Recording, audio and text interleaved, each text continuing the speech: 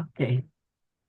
Bueno, un saludo para todos nuestros seguidoras, nuestros seguidores a este nuevo café de domingo.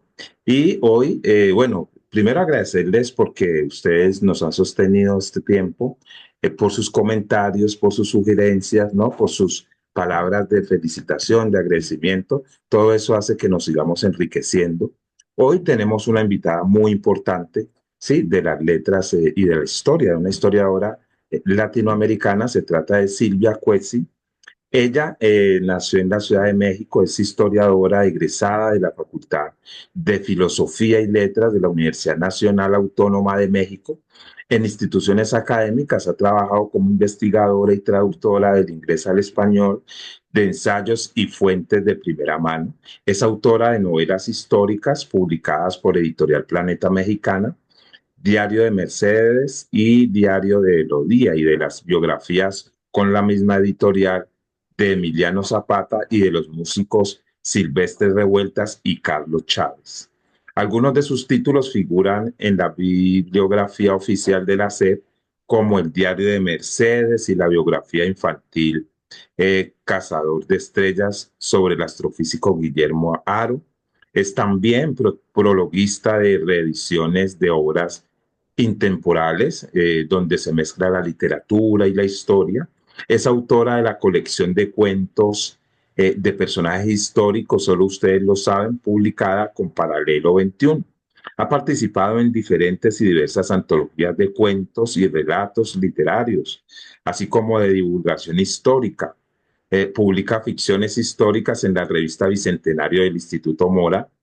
Tiene una novela histórica próxima a publicarse, ambientada durante la segunda intervención francesa en México, y escribe una novela histórica que se desarrolla durante la primera década del siglo XIX en su país. Ahora aclaramos, con el libro Vista al Paraíso obtuvo el Premio Nacional de Cuento Efren Hernández en el 2009.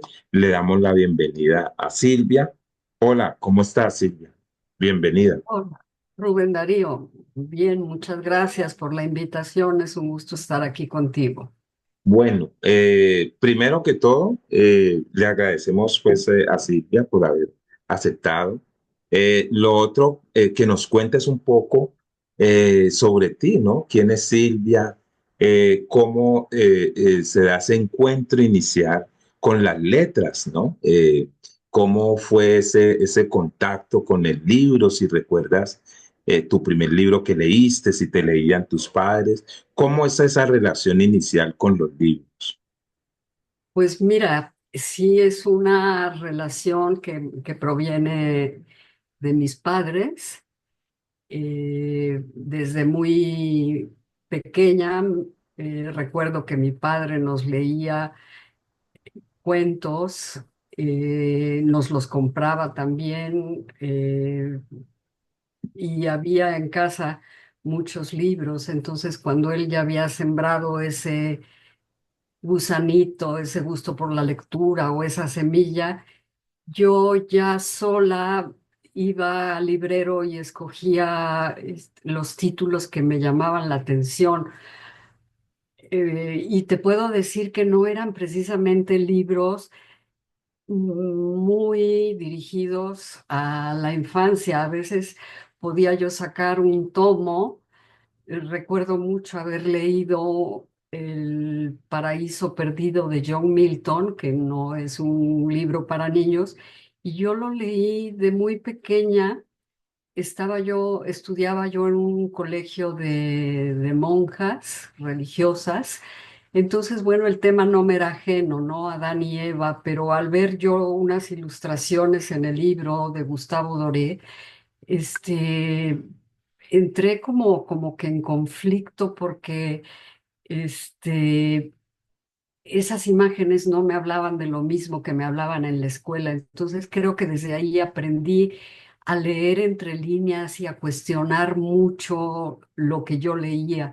Entonces sí leía yo a Julio Verne y otros autores de novela juvenil, fantástica.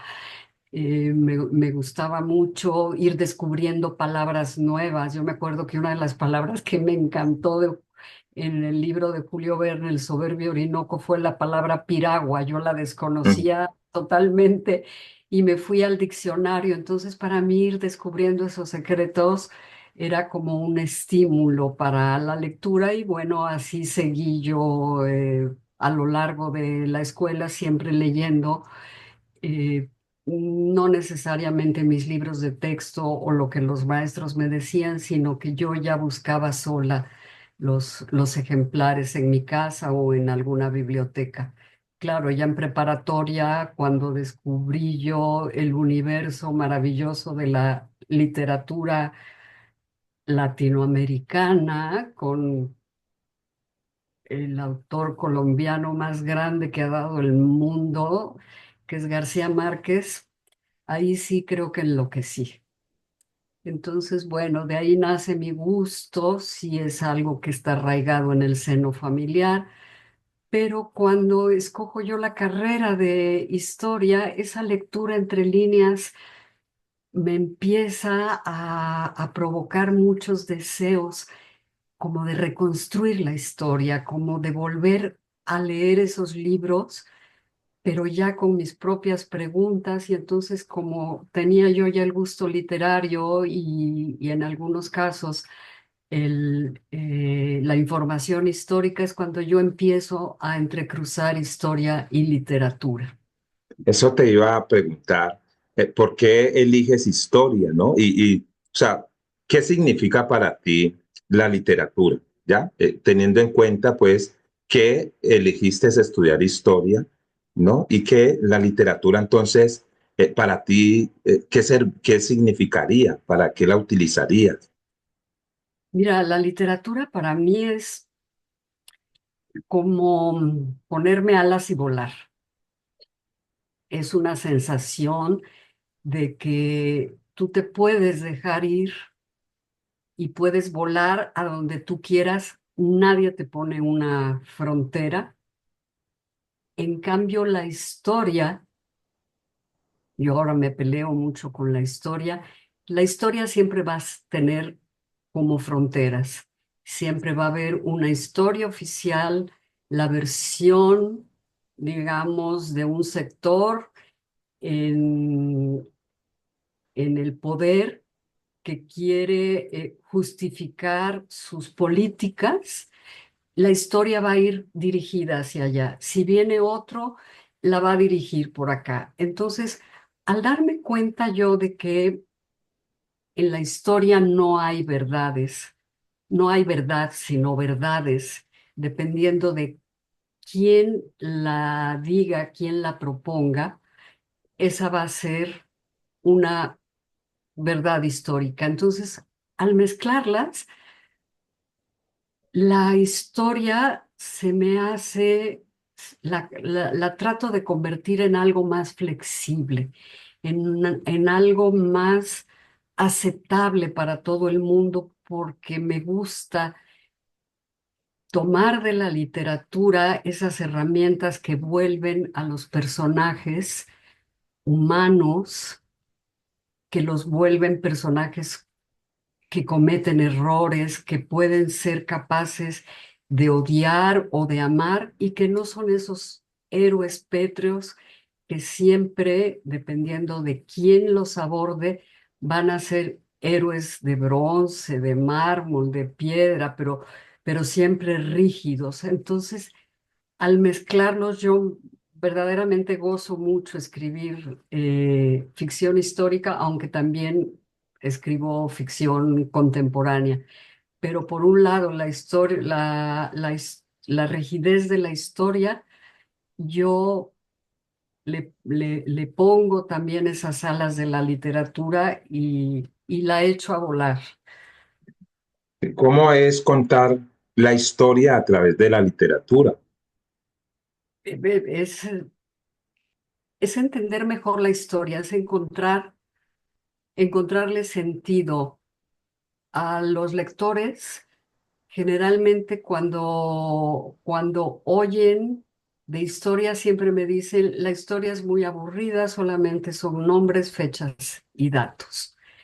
Entonces, al amalgamar yo la historia con la literatura, lo que hago es retroceder en el pasado y hacerle ver a la gente que la historia no nada más es lo que ellos piensan, que es aburrido, sino que los hago a través de estas herramientas literarias que te digo, los hago vivir la vida cotidiana, despertar sus sentidos a los olores, a los sonidos de determinada época, al saber que también esos héroes pudieron en determinado momento actuar de otra manera y que así como a los lectores les puede gustar una novela de aventuras o de ciencia ficción y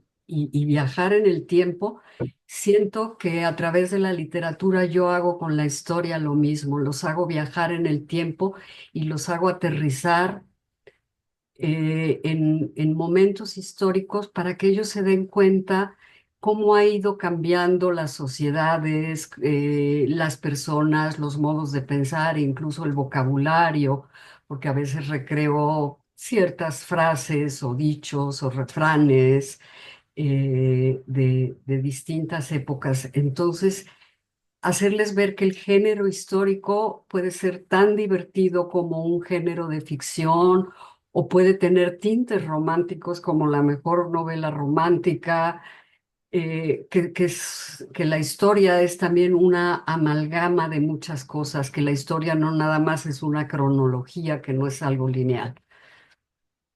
Sí, mira, ahora escuchándote, se me ocurre, por ejemplo, en un cuento, ¿sí? Un cuento histórico, una profesora, por ejemplo, que trabaja con niños, puede construir una historia o un cuento, pues, infantil, relatando unos hechos históricos. Es decir, que puede ser incluso una manera didáctica de enseñar la historia, ¿no? Es una didáctica de la enseñanza de la historia, podría ser a través de la construcción o de cuentos. Así es, Rubén Darío. Además, fíjate que el construir estas ficciones históricas te permite deconstruir historias oficiales o mitos oficiales y a través de la lectura de investigadores revisionistas de la historia, uno puede ir descubriendo otros enfoques de la historia que te dan otras explicaciones. Entonces, si estos conocimientos nuevos que uno va adquiriendo a través de la lectura académica ¿cómo sería la palabra? Digerirla de tal modo, dárselas a los niños de una manera más comprensible, Exacto. uno les va a sembrar esa semilla desde que son pequeños y les va uno a enseñar a cuestionar también todo lo que lean, a saber que no todo lo que aprendieron en, en determinado libro es exactamente así y entonces uno les puede despertar con nueva información a los niños, les puede uno despertar la curiosidad por saber otras cosas y como todo libro infantil casi siempre va acompañado de ilustraciones, ese gusto visual también se los va a despertar uno y cuando ya más grandes ellos lean ficción histórica, ya ellos podrán reconstruir sus propias imágenes y podrán hacerse esos nuevos cuestionamientos, pero no solo para la historia, sino para cualquier tipo de lectura y tratar siempre de averiguar sobre el vocabulario, sobre las costumbres. Entonces, como que es abrirles un Es cosa. horizonte, ya no de 45 grados, sino de 360 completamente. Además, como los aprendizajes ahora son transversales, allí lo que se hace es que este estudiante, este niño, aprende historia, pero también aprende, por ejemplo, los textos literarios, aprende sobre el cuento, ¿no? La estructura de estos textos. Bueno, bien interesante. Y eso, esa inquietud me surge es cuando decías que podría ser, resultar aburrido la historia, ¿no? Y es encontrar las formas de dárselas a los estudiantes, de dárselas a las personas, de cómo aterrizo la historia en el aula, por ejemplo, o entrar a decir, ¿para qué voy a enseñar lo que voy a enseñar? ¿Qué quiero lograr con esto? ¿No? ¿Qué quiero despertar en él? ¿No? Es bien interesante en ese sentido. Quería preguntarte ahora, ¿cómo construyes, ¿sí? Tus cuentos o tus historias? ¿Cuál es el proceso creativo? Sí, yo sé, te irás seguramente a muchos archivos, a investigaciones, pero háblanos también de la dinámica, ¿ya? Si te apartas, si tienes una agenda, cuánto te demoras escribiendo. Si es igual, se hace lo mismo escribiendo un relato y una novela, cómo construyes los personajes.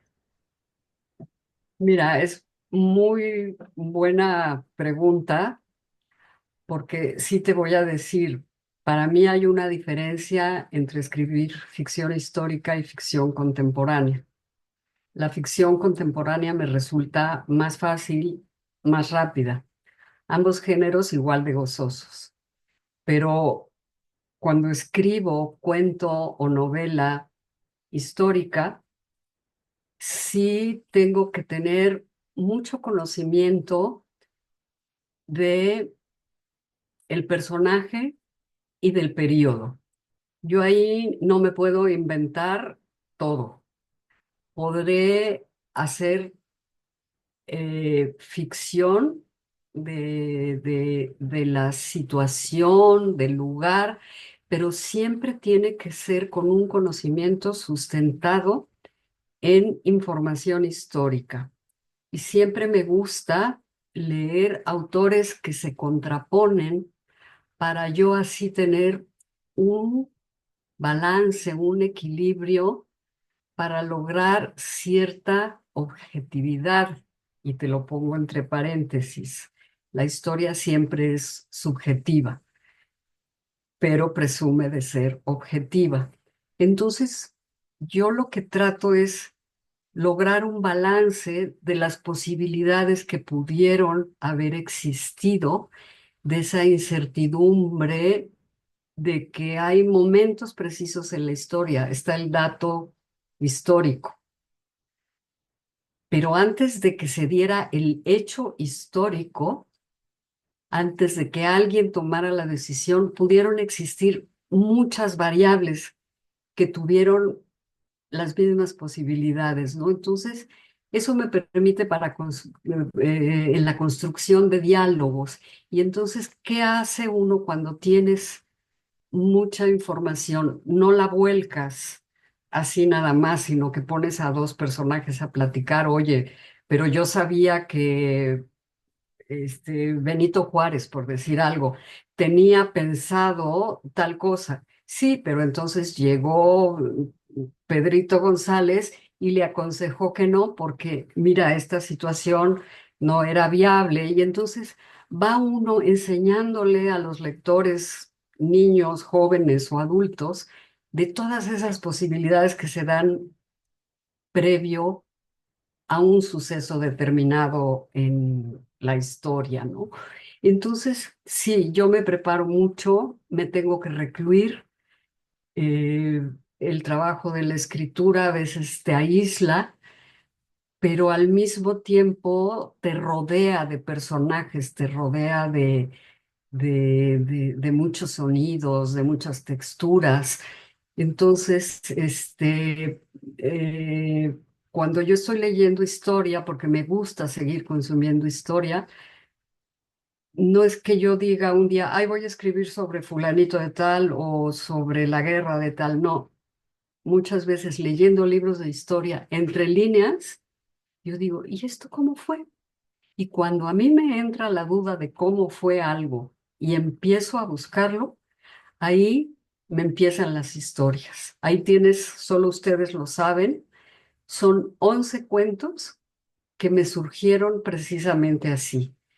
El primer cuento de ese libro es sobre Emiliano Zapata y me surgió después de haber escrito una biografía de divulgación que tuvo muchísimo éxito aquí en México, tirajes muy grandes, y me surgieron dudas de dos personajes y al empezar a revisar otras fuentes de estos personajes, tuve yo los elementos y la información para poder elaborar la ficción. Y en este caso del libro de la biografía de Zapata, me surgieron dos cuentos que aparecen en este libro. Allí Y es, sí, y quería interrumpirte, disculpa, de no, cómo separar los discursos, porque vienes, digamos, de estar escribiendo, produciendo historia y leyendo, luego pasar a ficción, y lo otro es separarte de los otros discursos, de los autores que te han influenciado, que te han marcado, para poder crear algo propio, ¿no? Separarse de los discursos, ¿cómo, qué tan complejo?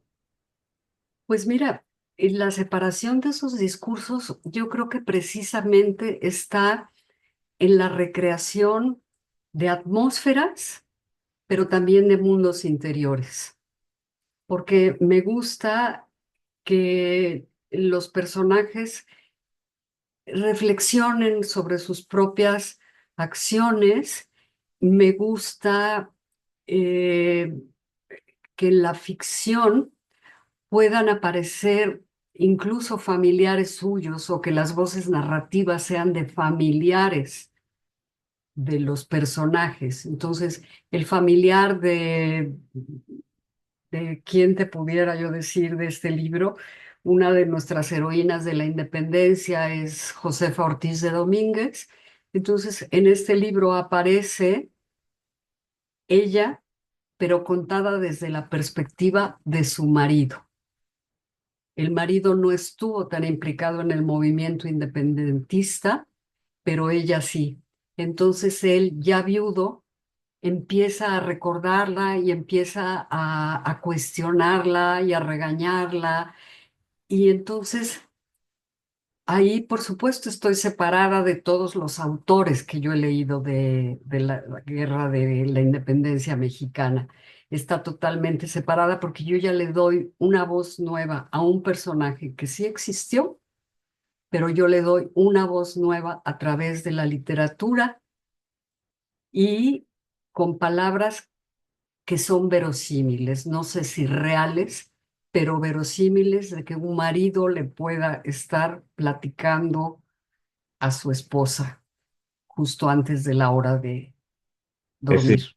esa verosimilitud es importantísima en la literatura, ¿no? Es poder ponerse en el lugar de los personajes, ¿no? Es hablar incluso como ellos, es saber qué piensa un zapatero, un ingeniero, alguien que salga allí y el autor lograr, pues, transmitir eso. Entonces, aquí nos quedaríamos con Silvia horas enteras y agradecerte pues por haber sacado este tiempo, por este momento tan valioso y hacerte dos preguntas para cerrar. La primera es que si esos textos, tu obra, tiene un público específico, si hay un lector específico o es para todos, ¿no? Por ejemplo, este libro, solo ustedes lo saben, que a mí incluso voy a empezar a trabajar los cuentos con los niños, con los jóvenes, porque me parece bien interesante una forma distinta de conocer la historia, ¿no? De leer historia, pues en este caso mexicana, pero me parece bien interesante. Entonces, quería saber si tienes a alguien específico a quien diriges, cuando tú escribes, piensas en ese lector, a quién va dirigido y qué buscas, ¿no? ¿Qué buscas dejar en esa persona, en ese otro que te lee? Eh, es eso básicamente. Y un elemento, Silvia, no puedo irme sin preguntar esto a todas las invitados, invitadas, y es un elemento que sí o sí se necesita para escribir literatura? Mira, tu primera pregunta en cuanto al público, yo creo que mis libros los escribo primero para mí, para responderme muchas cosas.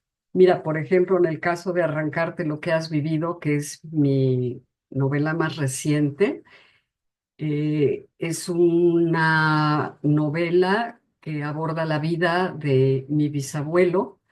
Entonces, escribí para mí, pero en este caso es una novela y cualquiera de mis libros la puede leer cualquier público, desde niños de 14 años, hay otros que pueden, los diarios pueden ser niños desde 12 años, niñas también, por supuesto, pero sí te puedo decir que al menos aquí en México el género de ficción histórica lo leen más de los 40 años en adelante. No los escribo para ese sector, los escribo para todo público y he tenido buena respuesta de que a veces hay jovencitos o jovencitas que me han escrito a mi Messenger de Facebook porque me han agradecido mis libros, les han gustado y me hacen comentarios. Entonces, no sé si eso responda a tu pregunta. Y la segunda, ¿me la puedes repetir, Rubén Darío, por ¿No? favor? Un elemento que se necesita sí o sí, si quieres uno o dos, para escribir literatura. ¿Qué no puede Para, faltar? para crear literatura, Sí, para crear. leer mucho, leer cuanto libro caiga en tus manos, eso te va familiarizando mucho con lo que tú mencionabas hace rato, con entender cómo está estructurado un libro, entender cuál es el argumento, cuál es la trama, cuál es entender que el tiempo en literatura no es un tiempo gramatical, es entender que es un tiempo que se va ajustando a la narración. Entonces, para poder escribir hay que leer muchísimo. Y ya que estás leyendo y quieres escribir, también tienes que leer muchos manuales de creación literaria. Los talleres de creación literaria son enormemente útiles porque ahí te leen compañeros, tú lees a compañeros y tú sabes que al hacer se aprende. Y a lo mejor el comentario se lo hace el tallerista a otra persona, pero a ti ya te quedó muy claro qué cosa es una elipsis y cuestiones así. Entonces tú ya vas aprendiendo a manejar todas esas herramientas, pero no puedes parar de leer si quieres escribir. Muy hermosa, muy bien. Muchas gracias, Silvia. Gracias a nuestros seguidores y seguidoras. Y bueno, los esperamos para nuestro próximo domingo, en nuestro café del próximo domingo, porque vamos a tener un invitado muy importante. Y a Silvia, de nuevo agradecerle y bienvenida siempre. Un abrazo, Silvia. Un abrazo también y saludo a toda tu audiencia. Muchas gracias. Ok, vas.